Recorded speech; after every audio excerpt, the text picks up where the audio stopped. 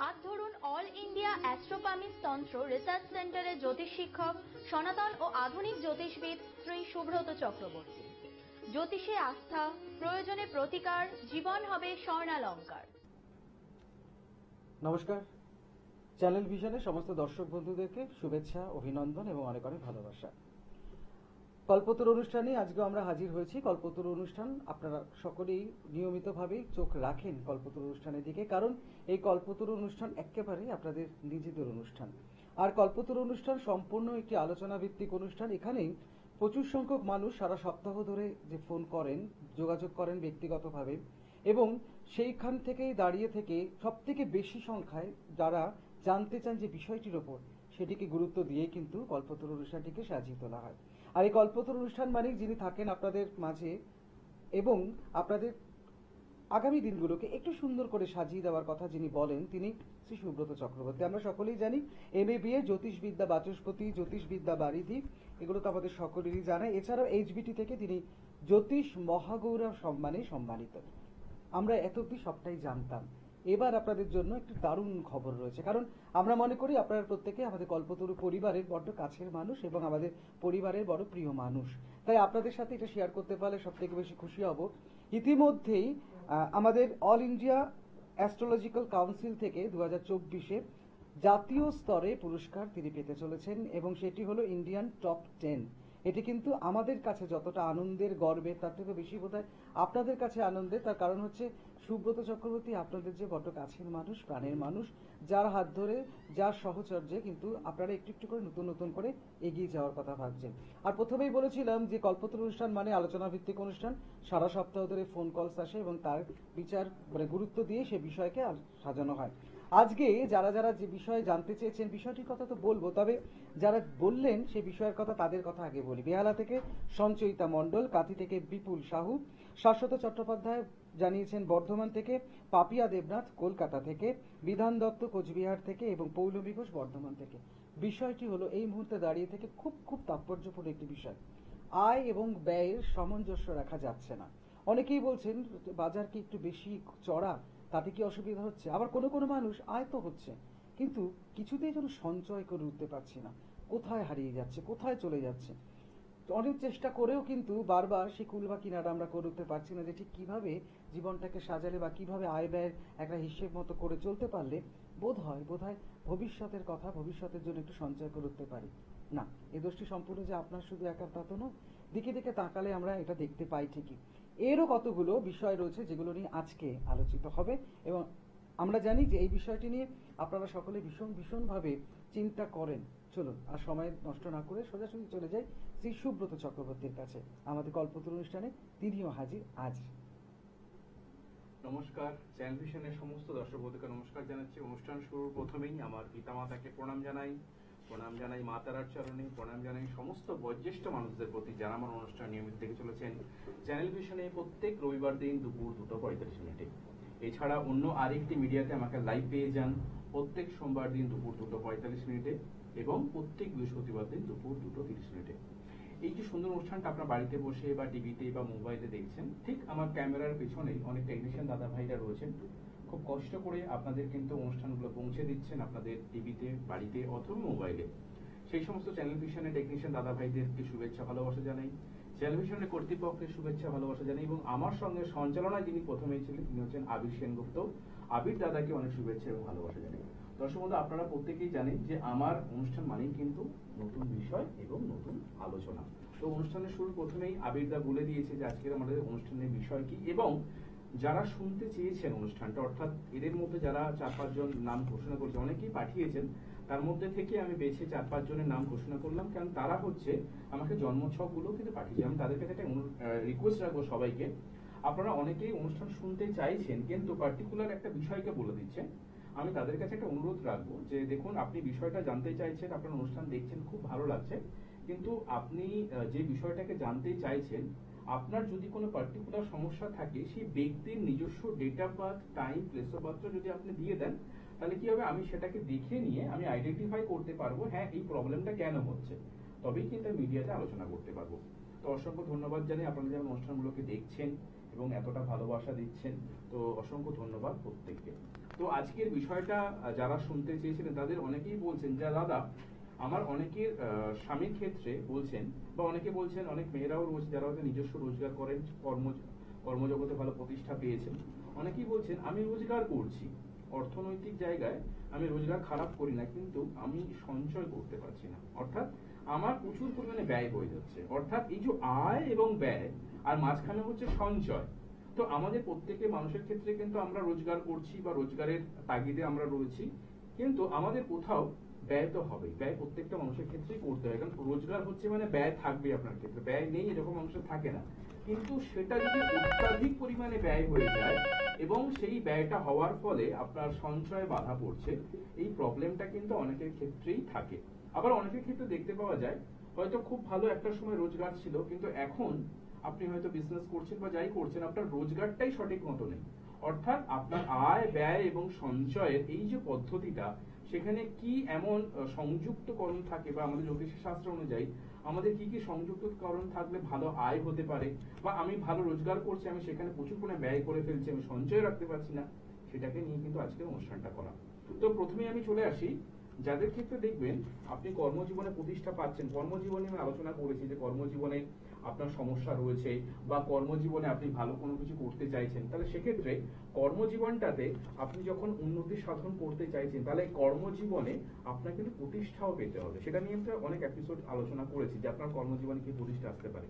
ধরুন আপনি কোনো জায়গায় ভালো সরকারি চাকরি হোক, প্রাইভেট সেক্টর হোক, বা আপনি কোনো ভালো ব্যবসা করেন, আপনার রোজগারটা যথেষ্ট ভালো রয়েছে, সেই রোজগারটা ভালো রয়েছে, সেটা কি সারা জীবন ভালো থাকতে পারে? এটা অনেকে প্রশ্ন করেছেন যে আমি রোজগারটাকে সারা জীবন ভালো করে করতে পারবো। দেখুন, রোজগার তো মানুষ সারা জীবন করতে পারে না, কিন্তু হ্যাঁ কিছু কিছু ক্ষেত্রে, বিশেষ করে যারা চাকরি করছেন তাদের তো একটা নির্দিষ্ট আয় থাকছেই, কিন্তু যারা প্রাইভেট সেক্টরে করছে তাদের ক্ষেত্রে অনেক সময় পরিবর্তন আসতেই পারে। যেমন এখানে একজন বলেছিলেন যে আমি প্রাইভেট সেক্টরে কাজ করছি, আমার কিন্তু পরিবর্তন যোগ আছে কিনা, এবং আমার মাঝখানে অনেকগুলো পরিবর্তন হয়েছে। সেই পরিবর্তন, যিনি যত সম্ভব কাঁথি থেকে একজন ছিলেন, বিপুল সাহু বলে, তো কাঁথি থেকে একজন ছিলেন, উনি বলছেন যে আমি প্রাইভেট সেক্টরে কাজ করি, ওনার জন্মছকটা আমি দেখছিলাম। তো বিপুল বাবুকে আমি বলে রাখি যে সাধারণত, বা অনেকের ক্ষেত্রে এটা বলে রাখি যে যাদের ক্ষেত্রে বিশেষ করে আয়ের জায়গাটা একটা সেফটি জায়গা থাকবে কিনা। ধরুন আপনি সরকারি চাকরি করছেন, তার তো আপনার সেফটি ওখানে আছেই, কিন্তু এখন তো আবার সরকারি চাকরির ক্ষেত্রেও আমরা দেখতে পাচ্ছি যে একটা সমস্যা তৈরি হয়। সেটা নিয়ে আমি আলোচনা আসছি না এখন, সেটা যেহেতু একটা রাজনৈতিক অনেক কিছু ইস্যু রয়েছে, তো সেটা নিয়ে পরে আমি আলোচনা করব। কিন্তু একটা সেফটির জায়গা যখন আপনি চলে আসছেন, তাহলে আপনাকে বুঝতে হবে যে আপনার কিছু ভাবে যদি দ্বিতীয় পতির সঙ্গে পঞ্চম পতির সংযুক্তিকরণ এবং দশম পতির যদি সংযুক্তিকরণ খুব ভালো হয়ে থাকে, তাহলে কিন্তু আপনি সিকিউর থাকুন। আপনার সারাটা জীবনের ক্ষেত্রে রোজগারের জায়গা, আপনি যতদিন রোজগার করতে পারবেন, আপনার রোজগার কিন্তু একটা ভালো হবে এবং একটা সিকিউর লাইফ থাকবে। যাদের ক্ষেত্রে দেখবেন দ্বিতীয় পতি পঞ্চম পতির সঙ্গে দশম পতির সংযুক্তিকরণ রয়েছে, তারা কিন্তু খুব ভালো রোজগার করতে পারবে। কিন্তু যখন এই দ্বিতীয় পঞ্চম দশমের সঙ্গে সংযুক্তিকরণ হলো, কিন্তু কিছুভাবে আমরা জানি আমাদের কালপুরুষের রাশিচক্র অনুযায়ী আমরা আয়ের জায়গা ধরে রাখি কিন্তু একাদশ ভাবকে বা সফলতার জায়গাকে, কিন্তু আমরা ব্যয় ভাবকে দেখি কিন্তু আমাদের দ্বাদশ ভাবকে। তাহলে আমরা এটাও শুনেছি যে দ্বাদশ ভাবকে আমাদের দুস্থান বা খারাপ জায়গা হিসাবে ধরা হয়ে থাকে। যখন এই দ্বিতীয় পতি আপনার ক্ষেত্রে দশম পতি এবং আপনার ক্ষেত্রে নবম পতির সঙ্গে সংযুক্তিকরণ হচ্ছে, আপনার আয়ের জায়গা খুব ভালো থাকছে, কিন্তু সেখানে যখন দ্বাদশ ভাবের সঙ্গে দ্বিতীয় পতি বা নবম পতি বা দশম পতির সঙ্গে সংযুক্তিকরণ হয়ে যাবে, তাহলে কিন্তু সেখানে আপনার ব্যয়ের খাতা প্রচুর পরিমাণে হয়। ব্যয় প্রত্যেকটা মানুষেরই হয়। আপনি রোজগার করছেন, আপনাকে ব্যয় করতেই হবে, তাই না? প্রত্যেক দিনের একটা খরচ হিসাব তো থাকেই, মাসের সাথে আপনার একটা খরচ থাকে, কিন্তু সেই ব্যয়ের জায়গাটা অনেকের ক্ষেত্রে অত্যাধিক যখন তৈরি হয়, তাহলে সেখানে দেখবেন আপনার ক্ষেত্রে যে দ্বাদশের সংযুক্তিকরণ কিছুভাবে আপনার নবম পতি বা কিছুভাবে দশম পতির সঙ্গে সংযুক্তিকরণ হয় অথবা পঞ্চম পতির সঙ্গে সংযুক্তিকরণ হয়, তাহলে কিন্তু বুঝবেন আপনার ব্যয়ের জায়গা প্রচন্ড পরিমাণে বেশি থাকবে। সেই জায়গাটাকে কিন্তু আপনাকে একটু ঠিক করতে হতে পারে। বা অনেকের ক্ষেত্রে আমি এটা হিসাব করে দেখেছি, যাদের হয়তো প্রচুর পরিমাণে রোজগার করছেন, সঞ্চয় ভালো রয়েছে। সাধারণত দেখতে পাওয়া যায় যাদের দশম পতির সঙ্গে দ্বিতীয় পতির সংযুক্তিকরণ হয় এবং সেই দ্বিতীয় পতি কিছুভাবে তিনটি গ্রহ দ্বারা শুভ নক্ষত্র প্রাপ্ত হয়ে থাকে। কি হচ্ছে না, বিশেষ করে যদি বুধ, বৃহস্পতি এবং রবি নক্ষত্র পেয়ে থাকে দ্বিতীয় পতির সংযুক্তিকরণ বা দ্বিতীয় পতি নক্ষত্রের স্টার, সেখানে যদি তার দ্বিতীয় পতির সঙ্গে পঞ্চম পতি, দ্বিতীয় পতির সঙ্গে তার দশম পতি বা দ্বিতীয় পতির সঙ্গে তার নবম পতি বুধ, বৃহস্পতি অথবা রবির নক্ষত্র পেয়ে থাকে, সেই ব্যক্তি কিন্তু খুব সঞ্চয় মনোসংযোগ হয় এবং সঞ্চয় তিনি কিন্তু মনোসংযোগ করেন এবং সঞ্চয় কিভাবে বাড়ানো যায় তারা দেখবেন নানা রকম ভাবে সঞ্চয় করতে ভালোবাসেন।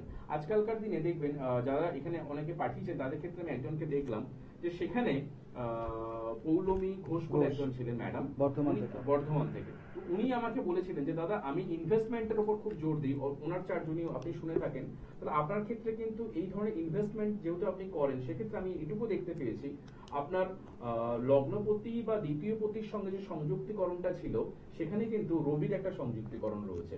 তাহলে দর্শক বন্ধু আমি এটাই বলার চেষ্টা করছি যে যারা ভাবছেন আপনি সঞ্চয় আপনার সঠিক হচ্ছে না, তার মানে আপনি ভালো করে দেখে নিন আপনার দ্বিতীয় পতি বা নবম পতি বা আপনার দশম পতির সঙ্গে রবি, বুধ অথবা বৃহস্পতির সঙ্গে দ্বিতীয় কোন নক্ষত্রিক সংযুক্তিকরণ রয়েছে কিনা।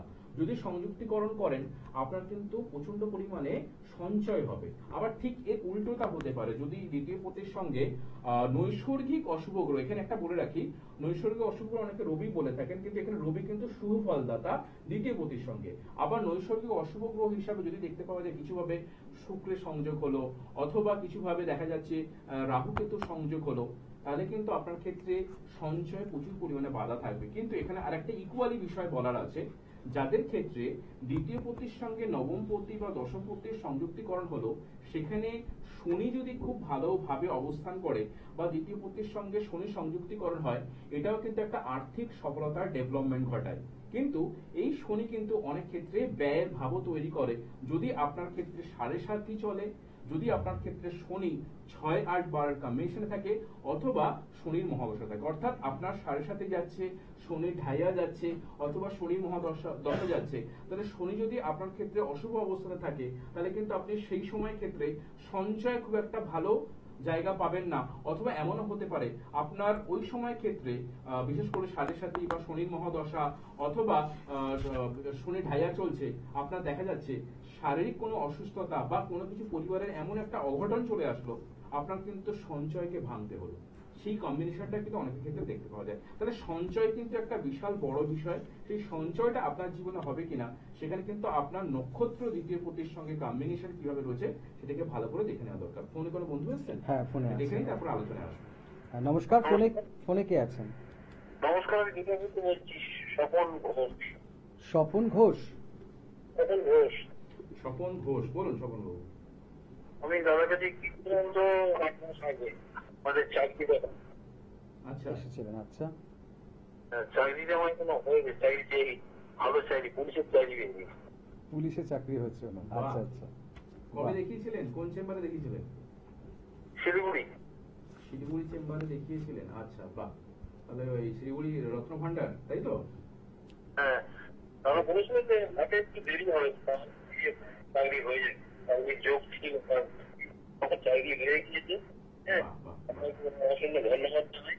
ধন্যবাদ, আপনাকে অসংখ্য ধন্যবাদ। আপনারা যে এইভাবে ফিডব্যাক গুলো দেন তাতে আমাদের কিন্তু অনুষ্ঠানের কি বলবো আবিতা, যে আমাদের অনুষ্ঠানকে আরো এগিয়ে নিতে সহায়তা করে এবং আমাদের আরো কনফিডেন্সকে বাড়িয়ে দেয়। অসংখ্য ধন্যবাদ আপনাকে। ঠিক আছে দাদা? ঠিক আছে, একদম একদম ঠিক আছে, ভালো থাকবেন। আসলে সমস্যা তো জীবনে থাকবেই এবং তার সাথে সাথে এই যে সমস্যা থেকে বেরিয়ে আসা, যে কথা বারবার আমরা বলে থাকি, মানে কল্পতরু অনুষ্ঠান মানে কিন্তু একদম সমস্যা থেকে বেরিয়ে আসা। সেই জন্যই তো জ্যোতিষী আস্থা প্রয়োজনে প্রতিকার, জীবন হবে স্বর্ণালঙ্কার। এই কথা যিনি বলতে পারেন তিনি তো ইন্ডিয়ান কাউন্সিল অনুযায়ী টপ 10 হবেন, এটা আমরা আশা রাখতেই পারি। তাই জন্য আপনারা অবশ্যই সোমবার শ্যামবাজার, রবি এবং মঙ্গলবার গড়িয়া, মাঝে দুটো বুধবার বর্ধমান, দুর্গাপুর, এগরা, বালিচকের জন্য কিন্তু অত্যন্ত সুখবর রয়েছে। আপনারা মাসে 2 বার করে পেয়ে যাবেন, ফোন করে নেবেন। বৃহস্পতিবার নৈঘাটি, ব্যারাকপুরে পেয়ে যাবেন শ্রী সুব্রত চক্রবর্তীকে। শুক্রবার পশ্চিম মেদিনীপুর টাউন, কেরানীটোলাতে। শনিবার দিন হাওড়া, বালিতে। আর নর্থ বেঙ্গলের জন্য আপনারা সকলেই জানেন, একটু আগেই শিলিগুড়ি থেকে আমরা ফোন পেলাম, ভীষণ সুন্দর একটি খবর। আজকে দিনটা মানে খুব ভালো ভালো খবরের মধ্যে দিয়ে যাচ্ছে। আরেকজন বন্ধু আছে, আগে বলে নিই, 8 থেকে 14 আপনারা পাবেন রত্নভান্ডার জুয়েলার্স, যেখানে দাদা এসেছিলেন, সেবক মোড়, হিলকার্ড রোড। আবার আপনারা 15 থেকে 21 রত্নভান্ডার জুয়েলার্স পাবে, তবে তাদের অন্য ব্রাঞ্চ রয়েছে শিলিগুড়ি সিটি সেন্টার, সেখানে যোগাযোগ করবেন। ফোনটা কি নিয়ে নেব? হ্যাঁ, নমস্কার, ফোনে কে আছেন? নমস্কার। হ্যাঁ নমস্কার, কে আছেন? কে বলছেন? মুর্শিদাবাদ থেকে বলছি। হ্যাঁ, থেকে মুর্শিদাবাদ থেকে জঙ্গিপুর। মুর্শিদাবাদ জঙ্গিপুর থেকে। হ্যাঁ, নাম বলুন। মুর্শিদাবাদ। হ্যাঁ, আমার মেয়ের জন্য প্রিয়াঙ্কা হালদার। প্রিয়াঙ্কা হালদার। প্রিয়াঙ্কা হালদার, আচ্ছা। Date of birth 24/9/2001। 24/9/2001। জন্ম সময় ভোর 5:30। 5:30। মুর্শিদাবাদে জন্ম তো? হ্যাঁ, হাসপাতালে জন্ম, মানে সাবডিভিশন হাসপাতাল। হ্যাঁ, মুর্শিদাবাদে। মুর্শিদাবাদে আচ্ছা, জন্ম ছিল। আচ্ছা, জন্মবারটা কি সোমবার ছিল? সোমবার। সোমবার ছিল। আচ্ছা, লগ্ন হচ্ছে কন্যা লগ্ন, রাশি হচ্ছে ধনু রাশি, জানতেন? কন্যা লগ্ন। কন্যা লগ্ন, ধনু রাশি, জানতেন দাদা? হ্যালো। হ্যালো। হ্যালো। হ্যাঁ, শুনতে পাচ্ছেন? হ্যাঁ, এবার বলেন। হ্যাঁ, মেয়ের রাশি লগ্নটা কি জানতেন? হ্যাঁ, মানে কন্যা লগ্ন জানি, ধনু রাশি নাকি? কন্যা লগ্ন, ধনু রাশি, হ্যাঁ। একদম। আচ্ছা, কন্যা লগ্ন, ধনু রাশি। আচ্ছা, ওর গণ হচ্ছে দেবারি বা রাক্ষস গণ, এগুলো জানা ছিল? রাক্ষস গণ জানি। আচ্ছা আচ্ছা, বলে দিচ্ছি আমি। আচ্ছা, মেয়ের কি কেরিয়ার নিয়ে জানতে চাইছেন? হ্যাঁ, বিবাহ ব্যাপারটা জানবো। বিবাহ নিয়ে জানতে চাইছেন। আচ্ছা, প্রথমে যেটা বলি, মেয়ের পড়াশোনায় কি হায়ার এডুকেশনে কোনো বাধা হয়েছে? মেয়ে এখন আপনি বিয়ে পাস করে বসে আছে। একদম। তো শিক্ষাক্ষেত্রে হায়ার এডুকেশনে কোনো প্রবলেম থাকবে, এবং দেখবেন ও শিক্ষা শেষে ও কর্মজগতে কিন্তু প্রতিষ্ঠা হতেও কিন্তু একটু বাধা আসবে। ঠিক আছে, ফার্স্ট। সেকেন্ড, আপনি বিয়ের জন্য চেষ্টা করছেন, দেখুন ওর ক্ষেত্রে দেখতে পারি বিয়ের কিন্তু অলরেডি দশা যাচ্ছে। ওর কিন্তু বিয়ে মোটামুটি 2026-এর ফেব্রুয়ারি পরের মধ্যেই কিন্তু হয়ে যাওয়ার চান্সেস থাকবে। ঠিক আছে, কিন্তু ওর বিয়েতে যেটা প্রবলেম হবে একটু বলে নিই। ওর কিন্তু অনেক সম্বন্ধ আসবে, সেই সম্বন্ধ আসবে, কিন্তু সেই সম্বন্ধগুলো কিন্তু হওয়ার ক্ষেত্রে বাধা হবে। মানে ধরুন অনেক ছেলেদের সম্বন্ধ আসছে, কিন্তু সেটা কিন্তু দেখবেন আপনাদের পছন্দ হবে না, বা মেয়েকে পছন্দ করে ছেলেটা চলে যাবে, এরকম একটা প্রবলেম কিন্তু তৈরি হবে। এরকম হচ্ছে। হ্যাঁ, এটা হচ্ছে। তার প্রধান কারণটা হচ্ছে, দেখুন আমরা বিবাহ জায়গাটাকে দেখি তো সপ্তমপতি। এই সপ্তমপতিটা রাহুর অ্যাসপেক্টে রয়েছে, মানে দৃষ্টির একটা বিষয় রয়েছে রাহুর।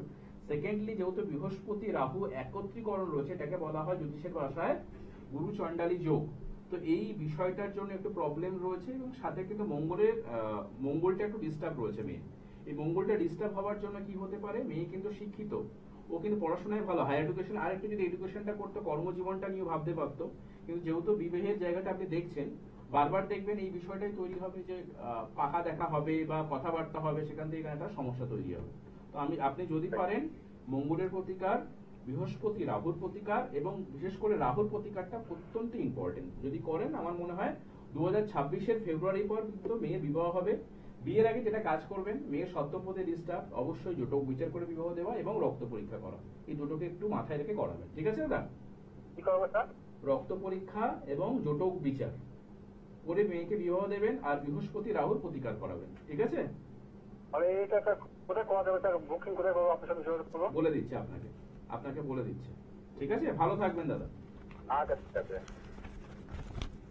হ্যাঁ, জায়গাগুলো তো বলেই দিয়েছি ইতিমধ্যে কোথায় কোথায় পাওয়া যাবে। তারপর আমি দুটো ফোন নাম্বার বলছি, চাইলে আপনারা ব্যক্তিগতভাবে যোগাযোগ রাখতেই পারেন। 9831707058, যদিও যাচ্ছে স্ক্রিনে, তা হলো 9831707058, 9874207060। এই দুটো নাম্বারে যে কোনো একটি নাম্বারে আপনারা ফোন করবেন, সুব্রত চক্রবর্তীর সাথে সরাসরি কথা বলে নিয়ে অ্যাপয়েন্টমেন্ট করতে পারেন। আপনার কাছাকাছি যে কোনো জায়গায় অবশ্যই তার সাথে যোগাযোগ করবেন। একটু আগে বলেছিলাম জ্যোতিষে আস্থা, প্রয়োজনের প্রতিকার, জীবন হবে স্বর্ণালঙ্কার। এই কথাটা কিন্তু বারবার আমাদের মানতেই হবে, মাথায় রাখতেই হবে। চলুন চলে যাই সরাসরি এবার একটু আলোচনায় আসি। অনেকের ক্ষেত্রে দেখতে পাওয়া যায় যে যারা প্রচুর পরিমাণে আয় ব্যয়ের জায়গাটাকে ঘুরিয়ে ফেলছে। অনেকের ক্ষেত্রে আছেন যে সঠিক রোজগারটাই কিন্তু বাধা আসছে। দেখুন, আমাদের প্রত্যেকের মানুষের ক্ষেত্রে রোজগারটা কিন্তু খুব ইম্পর্টেন্ট। আপনি কোন সেক্টরে কাজ করছেন সেটা আলাদা বিষয়, কিন্তু এটা নিয়ে আমি অনেক প্রোগ্রাম করেছি এর আগে, যারা কর্মজীবনে প্রতিষ্ঠা। আজকে যেহেতু কর্মজীবনে আলোচনা করছি না, কারণ এই কর্মজীবনের উপরেই কিন্তু আবার এটা নির্ভরশীল। তো আপনাকে প্রথমে দেখতে হবে যে আপনার কর্মজীবন কেমন যাচ্ছে, অর্থাৎ আপনার পঞ্চমপতি, নবমপতি এবং দশমপতি খুব ইম্পর্টেন্ট জায়গা। দশম ভাব হচ্ছে কর্মের জায়গা, এবং সেই কর্মক্ষেত্রে আপনি কতটা সফলতা পাচ্ছেন সেটা আপনার একাদশপতি দেখবেন। এখানে নবাংশ চার্টেও একটা বিষয় দেখা দরকার, সেটা হচ্ছে আপনার নবাংশ চার্টে রবি এবং বৃহস্পতি কিভাবে অবস্থান করছে এবং বুধের অবস্থান কিরকম। সেখানে যদি রবি, বৃহস্পতি বা বুধ যদি খুব ভালো অবস্থান জায়গায় থাকে, তাহলে আপনি যথেষ্ট শিক্ষিত হয়ে কর্মজীবনে প্রতিষ্ঠা পাবেন। বা দশমপতির সঙ্গে রবি বুধ বৃহস্পতির সঙ্গে একটা সংযুক্তিকরণ রয়েছে, আপনার কর্মজীবন যথেষ্ট ভালো হচ্ছে। কিন্তু কর্মজীবন ভালো হচ্ছে মানে আপনি অর্থ রোজগার করছেন, আপনার কিন্তু আয় হচ্ছে, কিন্তু সে আয়কে আপনি ধরে রাখতে পারছেন না যদি সেখানে দ্বিতীয় পতি কিছুভাবে নেগেটিভ অবস্থাতে অবস্থান করে। অনেকের ক্ষেত্রে দেখতে পাওয়া যায় যে সম্পূর্ণ চক্রমে যদি পঞ্চম পতি একাদশ পতির সংযুক্তিকরণ হলো, কিন্তু সেই পঞ্চম পতি লগ্ন বা দ্বিতীয়কে কিছুভাবে নেগেটিভ জায়গা তৈরি করলো, বা আপনি দেখলেন যে আপনার পঞ্চম পতি কিছুভাবে নিচস্থ অবস্থাতে অবস্থান করবে, তার মানে সেই ছেলেটা কিন্তু রোজগার করবে, সেই ছেলেটা রোজগার করবে, কিন্তু আলটিমেটলি সে কিন্তু পয়সাকে ধরে রাখতে পারবে না, যেটা অনেকের ক্ষেত্রেই সমস্যা। অর্থাৎ অর্থনৈতিক ব্যয় আপনি কিভাবে করে ফেলবেন সেটা আপনিও জানবেন না। আবার আমি অনেক সন্তানদের ক্ষেত্রে দেখেছি বা অনেক চার্টের ক্ষেত্রে দেখেছি যাদের ক্ষেত্রে কিছুভাবে দ্বিতীয়ের সঙ্গে বা নবমপতির সঙ্গে সংযুক্তিকরণ রয়েছে, কিন্তু সেই নবমপতির অ্যাসপেক্টে কিছুভাবে নবমপতি বর্গোত্তম হয়েছে অথবা সেখান থেকে নিম্ন উত্তম হয়েছে। যখনই বর্গোত্তম হচ্ছে তার মানে আপনি সঞ্চয়টাকে ধরে রাখতে পারবেন, আর যখনই নবমপতি নিম্নোত্তম হবে বা ডিগ্রিগতভাবে নিচস্থ হবে, আপনি কিন্তু অযথা ব্যয় করবেন এবং আপনার অর্থ নানা রকম ভাবে কিন্তু ব্যয় হয়ে যাবে, যেটা অনেক মানুষের ক্ষেত্রে কিন্তু হয়ে থাকে। আপনি অবশ্যই কিন্তু ভালো করে নবংশ চার্টের নবমপতির জায়গা কিভাবে বর্গোত্তম রয়েছে বা নিম্নোত্তম রয়েছে বা সেখানকার ডিগ্রি কিভাবে রয়েছে সেটাকে আইডেন্টিফাই করুন। যদি সেটাকে আইডেন্টিফাই করে তার প্রতিকার প্রতিবিধান করা যায়, আমি আপনাকে গর্ব করে বলতে পারি সেই জায়গা থেকে কিন্তু আপনি অনেক ভালো ডেভেলপমেন্ট পেতে পারেন এবং আপনার ব্যয়ের জায়গায় কিন্তু আপনি রুখতে পারেন। এবার এই যে সঞ্চয় প্রত্যেকটা মানুষ চায় আমি করি, কিন্তু সঞ্চয়ের ক্ষেত্রে বাধা হচ্ছে, সেটা নিয়ে আমি আলোচনা করেছি। কিন্তু এই সঞ্চয়কে একটা নির্দিষ্ট জায়গায় নিয়ে যাওয়া, এই সঞ্চয়কে একটা ভালো জায়গায় নিয়ে যাওয়া এবং সঞ্চয়টা পরবর্তী ক্ষেত্রে আপনি একটা সঠিক কাজে লাগালেন, তাহলে সেখানে দ্বিতীয় পতি যদি আপনার ক্ষেত্রে নবমপতি সংযুক্তিকরণ, এর আগে আমি বলেওছি, সেটা হচ্ছে দ্বিতীয় পতি কিছুভাবে রবি বুধ অথবা বৃহস্পতি যদি নক্ষত্র অবস্থান করবে, আপনার কিন্তু সঞ্চয় খুব ভালো হবে। যদি শনি নক্ষত্র অবস্থান করে তাহলে কিন্তু আপনার সঞ্চয় মধ্যম প্রকৃতির হবে, কিন্তু সেখানে নৈসর্গিক কিছুভাবে অশুভ নক্ষত্র দ্বারা দ্বিতীয় পতির সঙ্গে সংযুক্তিকরণ যখন হয়ে যাবে, তখনই কিন্তু আপনার একটা সময়ের পর সঞ্চয় ছিল, কিন্তু আপনার সঞ্চয় বিভিন্ন কারণের জন্য কিন্তু আপনার সঞ্চয় কিন্তু ভেঙে গেছে। আমি অনেক ক্ষেত্রে দেখতে পেয়েছি যাদের ক্ষেত্রে প্রচুর পরিমাণে ভালো আর্থিক রোজগার করেছে, কিন্তু তারা সঞ্চয়কে ধরে রাখতে পারেননি। যেমন বিশেষ করে দেখবেন যাদের ক্ষেত্রে দ্বিতীয় পতির সঙ্গে রাহু বা কেতুর সম্পর্ক হয়ে রয়েছে বা শুক্রের সম্পর্ক হয়ে রয়েছে, তারা কিন্তু নানা রকম ভাবে কিন্তু শারীরিক প্রতিকূলতার পেছনে তারা কিন্তু অর্থ বা তাদের কিন্তু ঘটি জমি বাড়ি সমস্ত কিছু কিন্তু বিক্রি করে দিতে হয়েছে। অর্থনৈতিক জায়গার ডেভেলপমেন্ট আপনার একটা সময় খুব ভালো ছিল, আপনি সঞ্চয় খুব ভালো করেছেন, কিন্তু আপনার পরিবারের কোনো একজন ব্যক্তি এমন ভাবে অসুস্থ হয়েছেন, তার পিছনে কিন্তু আপনার সমস্ত সঞ্চয়কে আপনি ঢেলে দিয়েছেন। একটা জিনিস বলতে এখন মিডিয়াতে হয়তো খারাপ লাগছে, দেখবেন অনেক পুরুষ মানুষের ক্ষেত্রে স্ত্রী রয়েছে, তার সত্ত্বেও কিন্তু তৃতীয় কোনো নারীর সম্পর্কে যুক্ত হয়েছেন অথবা তিনি কোনো নেশার সঙ্গে যুক্ত হয়েছেন। আমি এখানে বলতে বাধ্য হচ্ছি কারণ এখানে একজন আমি নাম উল্লেখ করছি না, কিন্তু তিনি আমাকে এটা পাঠিয়েছেন পার্সোনাল ভাবে, এখানে এই 5 জনের মধ্যেই রয়েছেন।